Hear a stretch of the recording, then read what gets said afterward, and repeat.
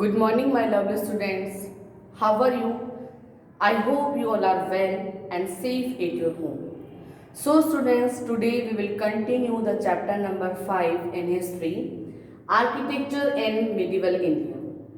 So, students, in previous class we have already discussed in 1800 to 1700 CE किस तरीके से India में जो आर्किटेक्चर्स थे उसमें चेंज आ रहे थे, उसमें जो मॉडिफाई हो रहा था वो, ठीक है।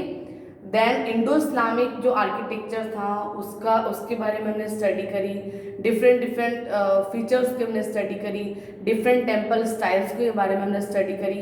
Then today in class we will discuss about one case study, that is the Shahjahan and the zeenat of Mughal architecture and regional architecture. Okay, so let's start today's class.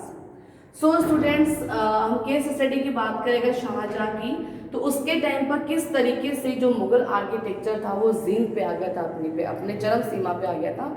बहुत ज़्यादा डेवलपमेंट हो रहा था उस वक्त आर्किटेक्चर में।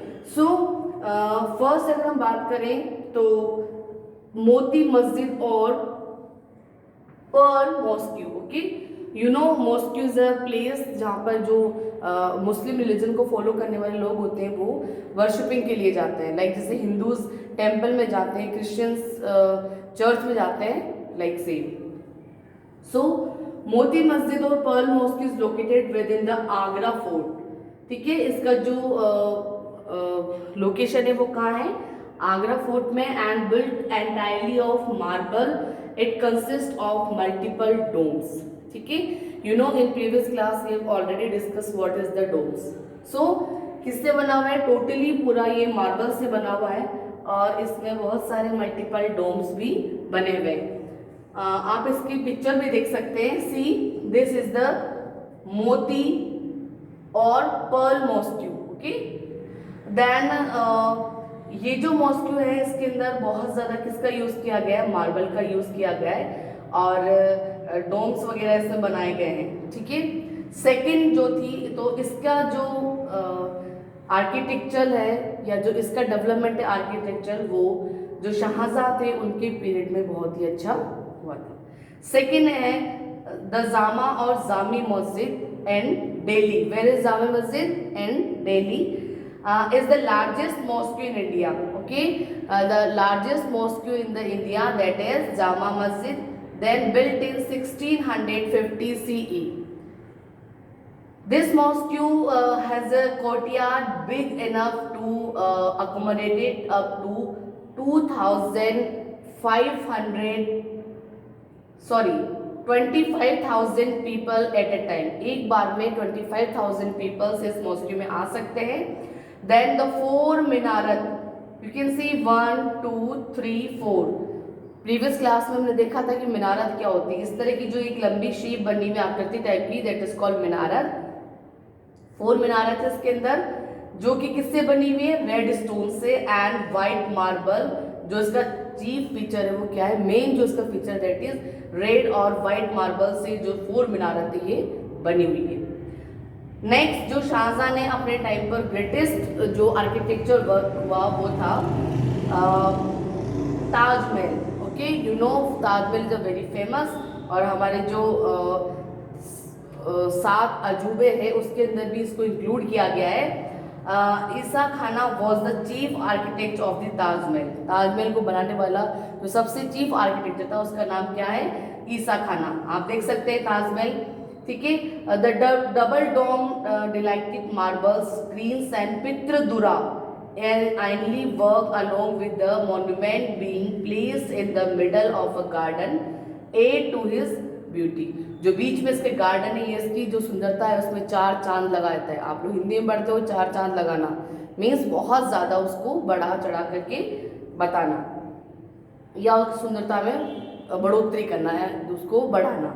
तो जो ताजमहल है वो भी बनाया था किसने, शाहजहां ने, जो उसकी वाइफ थी मुमताज उसकी याद में। ठीक है, नेक्स्ट पिक्चर है जो कि अभी Shahjahan also led the formation of new city of Shahjahanabad, जो कि अभी उस टाइम पे कहाँ थी, दिल्ली में। This city had administrative buildings, mosques, red fort, houses wide and wide roads and garrison, और Chandni Chowk was the most famous bazaar of in the city. It was enclosed by 14 gates with were kept closed at night. ठीक है, 14 gets लगे हो जो कि रात में बंद कर दिए जाते हैं. Chandni Chowk is a very famous, आप लोग मूवीज़ में इसका नाम सुनते हैं, आप लोग किसी रिलेटिव अगर वहाँ कोई रहता तो उनसे भी हम इसका नाम सुनते हैं. Chandni Chowk is a very famous place. Okay, तो इस तरीके से जो शाहजहाँ थे उन्होंने जो मुगल आर्किटेक्चर था उसको जींद पर लेके गए. Another example is Red Fort. Okay, you know Red Fort. Where is Red Fort? In Delhi. A Red Fort in Delhi is identified as a fort complex which served as the royal residence as well as the capital of the Mughals. ठीक है, ये Mughals किस time पे capital भी थी.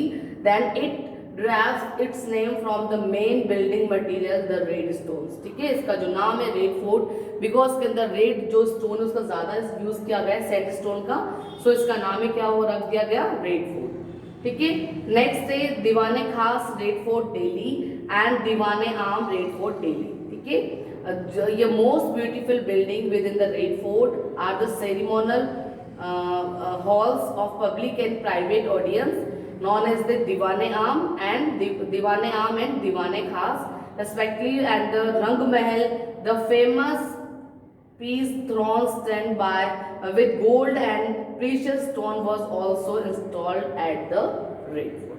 Okay, so इस तरीके से डिफरेंट आर्किटेक्चरल फीचर्स के बेसिस पे हम कह सकते हैं कि जो शाहजहाँ था उसके टाइम पर जो मुगल आर्किटेक्चर था वो अपनी जिंद पर था. ठीक है, नेक्स्ट इसमें हम बात करेंगे रीजनल आर्किटेक्चर की. रीजनल आर्किटेक्चर मीन्स स्पेशल जो रीजन था, स्पेशल जो एरिया था वहाँ का आर्किटेक्चर जो कहलाता था क्या, regional architecture. Okay, medieval period की अगर हम बात करें तो बहुत सारे रीजनल जो आर्किटेक्चर था उसके बारे में हमको देखने को मिलता है. इसमें मेनली इकोनॉमिकली देखा जाए, पॉलिटी, सोसाइटी, बहुत सारे जो मूवमेंट्स थे पीपल के लिए, आइडियाज़ के लिए, फेथ थे, स्किल्स थी जो कि रीजन वाइज क्या थी, प्रमोटेड हो रही थी. और इसी टाइम पर जो आर्किटेक्चरल स्टाइल थी वो कहाँ पीछे रह जाती, वो भी क्या कर रही थी, प्रोग्रेस कर रही थी. सोशली, इकोनॉमिकली, पॉलिटिकली लोगों की जो आइडियोलॉजीज थी, जो फेथ था उसमें चेंज आ रहा था, और साथ साथ जो आर्किटेक्चर था उसमें भी चेंज आ रहा था. सो अगर हम बात करें जो आर्किटेक्चरल स्टाइल थी, तो जो मुगल एम्पायर था उस टाइम पर ये अपने कीन पे थी, और जो एम्पायर्स थे वो अपने आर्किटेक्चरल फीचर्स थे उनको इंक्रीज करते थे और नए आइडियाज़ उसमें इंक्लूड करे जाते थे. अगर हम बंगाल की बात करें तो बंगाल में सबसे बड़ा फीचर था जो वहाँ की बिल्डिंग्स बनी हुई थी, that is oblong shape and peculiar style of roof constructions. ठीक है, आप इस पिक्चर में भी देख सकते हैं कि किस तरीके से जो तांतीपुरा की मॉस्क्यू थी वो गौड़ मालदा वेस्ट बंगाल में थी. उसके अंदर उसका आर्किटेक्चर देख करके हमें पता लग सकता है इस चीज़ के बारे में. राजपूत फोर्ट जिसमें झरोका या जो डेकोरेटेड गेटवेज होते थे, मिरर वर्क होता था, या जो बहुत सारे डिफरेंट कलर्स का कॉम्बिनेशन होता था, ये सब चीज़ें क्या शो करती है कि जो रीजनल आर्किटेक्चर था उस पर भी इफेक्ट आया था जिसका, जो मुगल्स थे या जो इस्लामिक आर्किटेक्चर था उसका.